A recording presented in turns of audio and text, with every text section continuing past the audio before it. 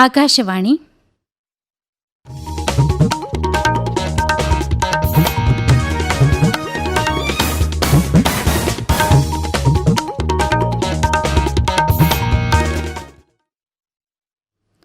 നമസ്കാരം. പ്രാദേശിക വാർത്തകൾ വായിക്കുന്നത് ഫസ്ന ഫാത്തിമ. പ്രധാന വാർത്തകൾ. ദാദാസാഹിബ് ഫാൽക്കെ പുരസ്കാരം നടൻ മിഥുൻ ചക്രവർത്തിക്ക്. ഇന്ത്യയിലെ ആദ്യ സൂപ്പർ കപ്പാസിറ്റർ ഉൽപാദന കേന്ദ്രം കണ്ണൂരിൽ നാളെ പ്രവർത്തനമാരംഭിക്കും. കേരളത്തിൽ ഇടതു ഗവൺമെന്റും CPIയും നടപ്പാക്കുന്നത് കാട്ടുനീതിയാണെന്ന് പ്രതിപക്ഷ നേതാവ് VD സതീശൻ. MM ലോറൻസിന്റെ മൃതദേഹം കളമശ്ശേരി മെഡിക്കൽ കോളേജിൽ തന്നെ സൂക്ഷിക്കാൻ ഹൈക്കോടതി നിർദ്ദേശം. കാൺപൂർ ക്രിക്കറ്റ് ടെസ്റ്റിൽ ഇന്ത്യയ്ക്കെതിരെ ഒന്നാം ഇന്നിംഗ്സിൽ ബംഗ്ലാദേശ് 6 വിക്കറ്റിന് 200 റൺസെടുത്തു. വാർത്തകൾ വിശദമായി.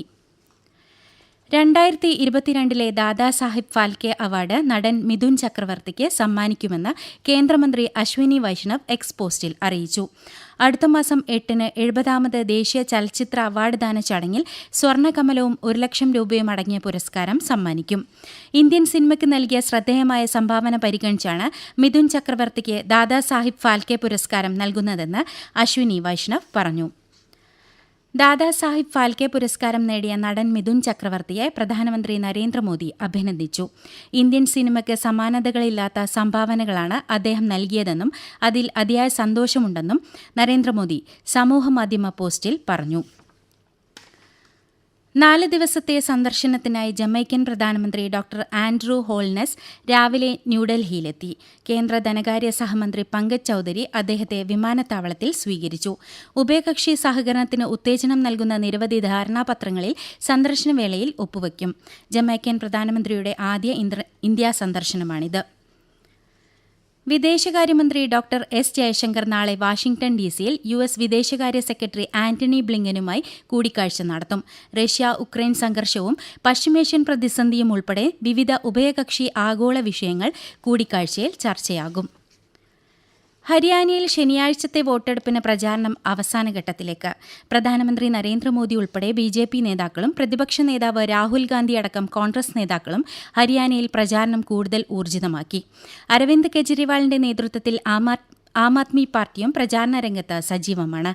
കർഷക പ്രശ്നങ്ങൾ ഉയർത്തിയാണ് എല്ലാവരും വോട്ട് തേടുന്നത്. ജമ്മുകശ്മീരിൽ നാളെ 3ാമത്തെയും അവസാനത്തെയും ഘട്ട തെരഞ്ഞെടുപ്പ് നടത്തും. ജമ്മുകശ്മീരിലെയും ഹരിയാനയിലെയും വോട്ടെണ്ണൽ അടുത്ത മാസം 8-നാണ്. തിരുപ്പതി ക്ഷേത്രത്തിലെ ലഡു വിവാദവുമായി ബന്ധപ്പെട്ട ഹർജി സുപ്രീംകോടതി ഇന്ന് പരിഗണിച്ചേക്കും. YSR കോൺഗ്രസ് ഭരണകാലത്ത് ക്ഷേത്രത്തിൽ വിതരണം ചെയ്ത ലഡുവിൽ മൃഗക്കൊഴുപ്പ് ഉപയോഗിച്ചുവെന്ന് ആന്ധ്രാപ്രദേശ് മുഖ്യമന്ത്രി N ചന്ദ്രബാബു നായിഡു ആരോപണം ഉന്നയിച്ചിരുന്നു. ഇക്കാര്യത്തിൽ അന്വേഷണം ആവശ്യപ്പെട്ട് BJP നേതാവ് സുബ്രഹ്മണ്യ സ്വാമിയും YSR കോൺഗ്രസ് പാർട്ടി രാജ്യസഭാംഗം YV സുബ്ബറെഡ്ഡിയുമാണ് സുപ്രീംകോടതിയിൽ ഹർജി നൽകിയത്.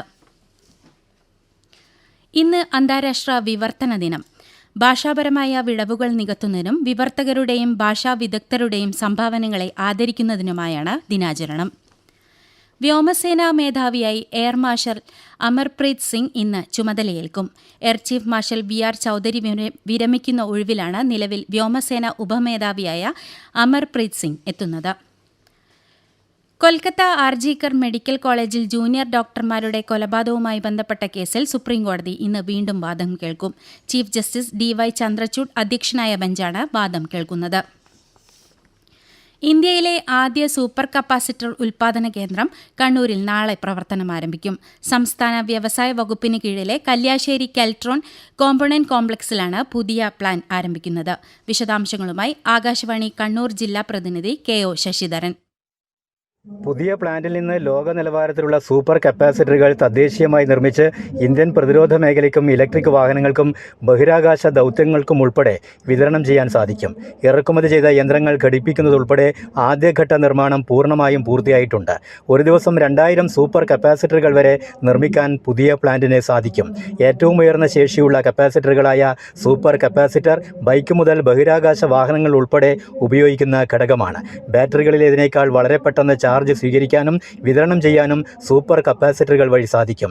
നാളെ രാവിലെ 9:30 മുഖ്യമന്ത്രി പിണറായി വിജയൻ കേന്ദ്രം ഉദ്ഘാടനം ചെയ്യും. വ്യവസായ മന്ത്രി P. രാജീവ് അധ്യക്ഷനാവും. കേരളത്തിൽ ഇടതു ഗവൺമെന്റും CPIM നടപ്പാക്കുന്നത് കാട്ടുനീതിയാണെന്ന് പ്രതിപക്ഷ നേതാവ് വി.ഡി. സതീശൻ ആരോപിച്ചു. ഭരണമുന്നണിയിൽ നിൽക്കുമ്പോൾ നിയമവിരുദ്ധ നടപടികൾക്ക് സംരക്ഷണം നൽകുന്ന ഗവൺമെന്റ് അവർ മുന്നണിയോട് അകന്നാലുടൻ നടപടിയുമായി മുന്നോട്ട് വരികയാണെന്ന് അദ്ദേഹം പറഞ്ഞു. മുൻപ് പ്രതിപക്ഷം പറഞ്ഞ കാര്യങ്ങളാണ് മുഖ്യമന്ത്രിയോട് ഏറ്റവും അടുത്ത് പ്രവർത്തിച്ചിരുന്ന PV അൻവർ ഇപ്പോൾ പറയുന്നതെന്നും സതീശൻ അഭിപ്രായപ്പെട്ടു. അൻവറിന്റെ കാര്യം ഇതുവരെ UDF-ൽ ചർച്ച നടത്തിയിട്ടില്ലെന്നും ആവശ്യമായാൽ ഉചിതമായ സമയത്ത് അക്കാര്യം ആലോചിക്കുമെന്നും സതീശൻ അറിയിച്ചു. ന്യൂനപക്ഷങ്ങൾക്കിടയിൽ മുഖ്യമന്ത്രി പിണറായി വിജയന്റെ പ്രതിച്ഛായ തകർക്കാനാണ് PV അൻവർ ശ്രമിക്കുന്നതെന്ന് മുതിർന്ന CPIM നേതാവ് AK ബാലൻ പറഞ്ഞു. മതത്തെയും വിശ്വാസത്തെയും ദുരുപയോഗം ചെയ്യുകയാണെന്നും അൻവറിന്റെ പരാതിയിൽ മികച്ച ഉദ്യോഗസ്ഥരാണ് അന്വേഷണം നടത്തുന്നതെന്നും അദ്ദേഹം മാധ്യമങ്ങളോട് പറഞ്ഞു.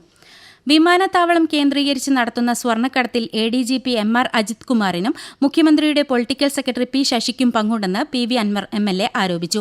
ഒരു SP മാത്രം വിചാരിച്ചാൽ സ്വർണം കടത്താൻ കഴിയില്ലെന്നും ഇതിനു പിന്നിൽ വലിയ ആസൂത്രണമുണ്ടെന്നും എന്നാൽ ഇക്കാര്യം തിരിച്ചറിയുന്നതിന് മുഖ്യമന്ത്രിക്ക് കഴിയുന്നില്ലെന്നും PV അൻവർ നിലമ്പൂരിൽ വാർത്താസമ്മേളനത്തിൽ പറഞ്ഞു. PV അൻവറിന്റെ പൊതുയോഗത്തിൽ ആൾക്കൂട്ടം വർദ്ധിക്കുന്നത് കാര്യമാക്കുന്നില്ലെന്ന് LDF കൺവീനർ TP രാമകൃഷ്ണൻ പറഞ്ഞു. ഇതൊന്നും CPM-നെ ബാധിക്കുന്ന പ്രശ്നമല്ലെന്നും അദ്ദേഹം പറഞ്ഞു. മലപ്പുറം ജില്ലയിലെ കക്കാടംപൊയിലിൽ PV അൻവർ MLA-യുടെ നാച്ചുറൽ പാർക്കിലെ തടയണകൾ പൊളിച്ചുമാറ്റാൻ കൂടരഞ്ഞി പഞ്ചായത്ത് തീരുമാനിച്ചു.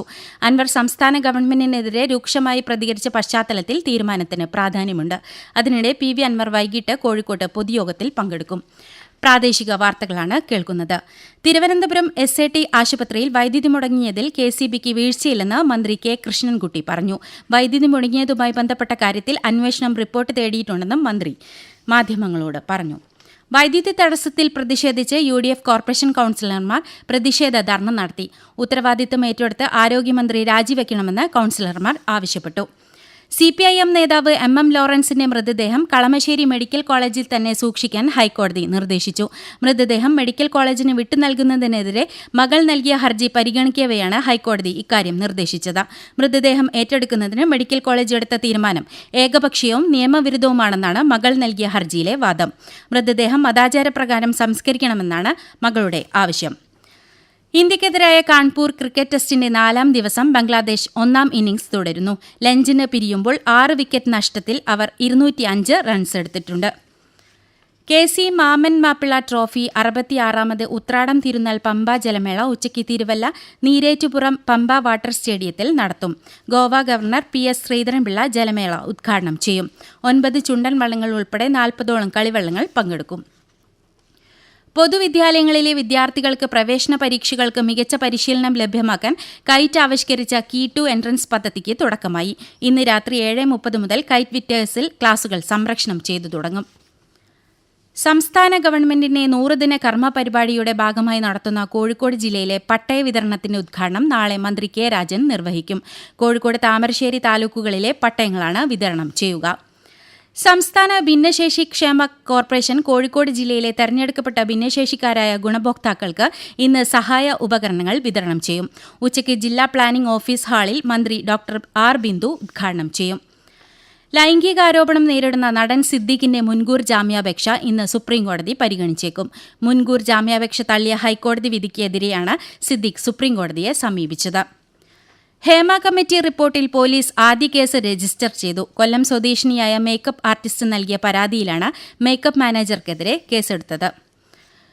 പോക്സോ കേസിൽ മോൻസൺ മാവുങ്കലിനെ കോടതി വെറുതെ വിട്ടു. കേസിലെ 2ാം പ്രതിയായിരുന്ന മോൻസനെ പെരുമ്പാവൂർ പോക്സോ കോടതിയാണ് വിട്ടയച്ചത്.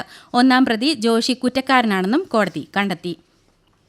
സംസ്ഥാനത്ത് ശനിയാഴ്ച വരെ ശക്തമായ മഴയ്ക്ക് സാധ്യതയുണ്ടെന്ന് കേന്ദ്ര കാലാവസ്ഥാ വകുപ്പ് അറിയിച്ചു.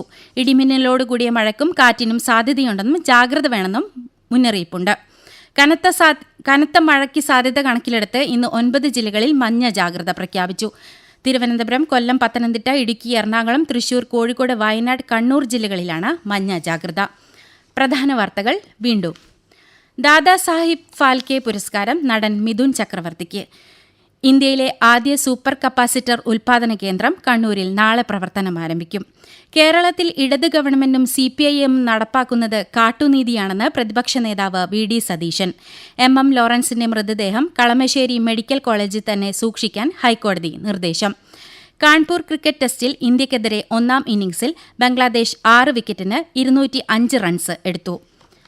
പ്രാദേശിക വാർത്തകൾ കഴിഞ്ഞു.